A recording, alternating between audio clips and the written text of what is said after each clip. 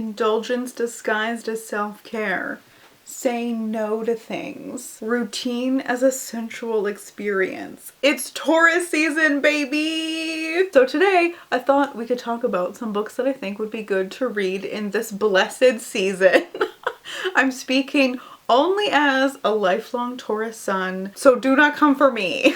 The first book is The Hobbit, because listen, okay, broadly speaking, all hobbits are Tauruses. All elves are Aquariuses.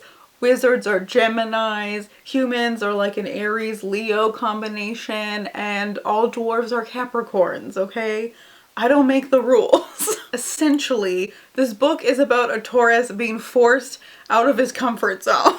And just a lot of overall confusion about the lack of 11sies and just overall adequate snacking. Who is then confronted with another being, Smaug, who also has a bit of a Taurusness about him, really.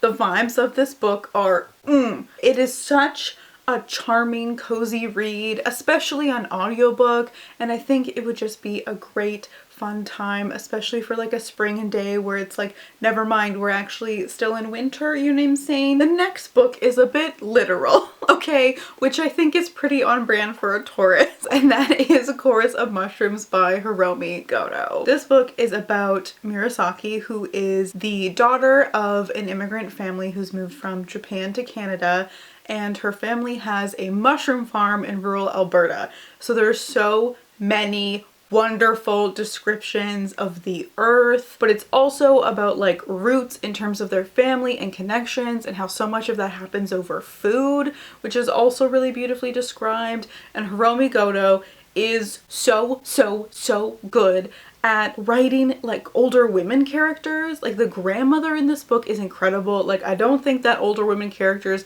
get what they deserve in literature, okay? Like the grandmother of this book is just exhibiting absolute queen behavior. Once again, I'm talking about Nora Roberts and the Three Sisters Island trilogy, a very literal interpretation, because this series is very much about the elements. So I've already talked about these books in like 2 videos, so we're gonna run through it quickly. The Three Sisters Island trilogy is about 3 different women whose ancestors were witches during the Salem witch trial, and they have created this safe haven for themselves on the Three Sisters Island, which is off the coast of Massachusetts. It's in New England. Each one of the women is connected to one of the elements. They work together to kind of lift this like 300-year-old curse. I mention these because overall, the vibes are immaculate. You know what I'm saying? Like the atmosphere, unparalleled. And there is something in each book, I think, for a Taurus moment, so let's get to it. The first book, Dance Upon the Air, is one of, that was literally a text message from Emma about Nora Roberts' writing. As I was saying, this book is one of the most goddamn cozy books I've ever read in my life. How dare you, Nora Roberts? We have like a summer to fall moment. It's about Nell, who has come to the island, living in this beautiful little yellow cottage, just like cooking and baking and like learning how to be a witch, and oh my god. The second one is Heaven and Earth. It is my least favorite in the trilogy. However, this is the one that is concerned with Earth as the element, so arguably the most relevant. And although the main character in this one, Ripley, is a Sagittarius, okay, because we couldn't make it too literal, she does exhibit big earth sign energy in terms of her like stubbornness, aggressiveness. You know what I'm saying? The last one is Face the Fire, which covers Mia, who is like the queen witch. You know what I'm saying? Of the 3 of them, she is the most locked in, okay?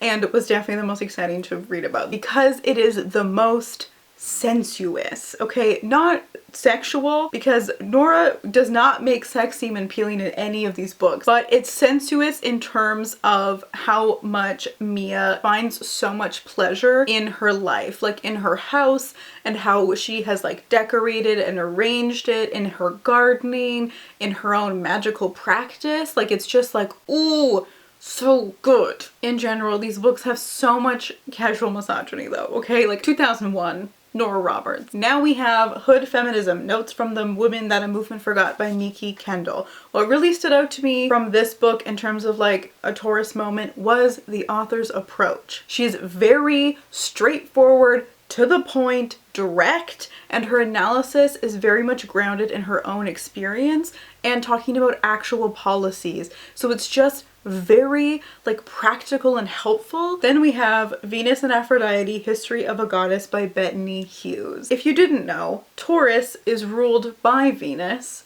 My Venus is also in Taurus. Overall, I thought this would be a good fit. It presents a social history of the archetype of like an Aphrodite-like goddess, if that makes sense. So she starts all the way in the Bronze Age with a lot of precursors to Aphrodite and then Venus, and then ones that will also overlapping at the same time, like Inanna. The main thesis in a way, I guess, or one of her main points for analysis is that how different iterations of the goddess were conceptualized by specific societies reflects what was going on in each society at the time, specifically in terms of things like desire and conflict. I also really appreciate the efforts that Bettany made in terms of being quite clear that a lot of the celebrations and worship for her included a lot of different expressions of gender and sexuality, and how she was like the patron goddess of sex workers and all this kind of stuff. So she definitely tried, but there was some ways in which it really fell short for me. There was a lot of really dated language, even though this was written in 2019. Even just things like using BC instead of BCE, I was like, what?